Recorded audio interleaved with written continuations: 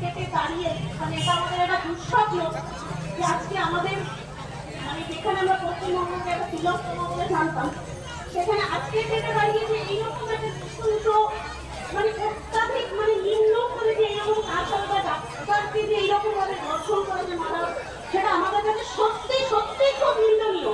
মানে যেটা হয়তো আমরা লজ্জার হয়তো বুঝতে রাখতাম।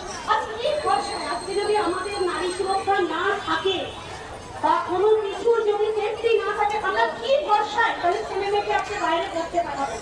কত গরিব গরিব ছেলে মেয়ে মা বাবা আছে, দাদি কত কষ্ট করে কত স্বপ্ন দেখে আজকে আমরা ছেলে মেয়েকে বাইরে করতে পারছি যে না অমুক জায়গায় পাঠালে আমার ছেলে বা আমার মেয়ে খুব ভালো।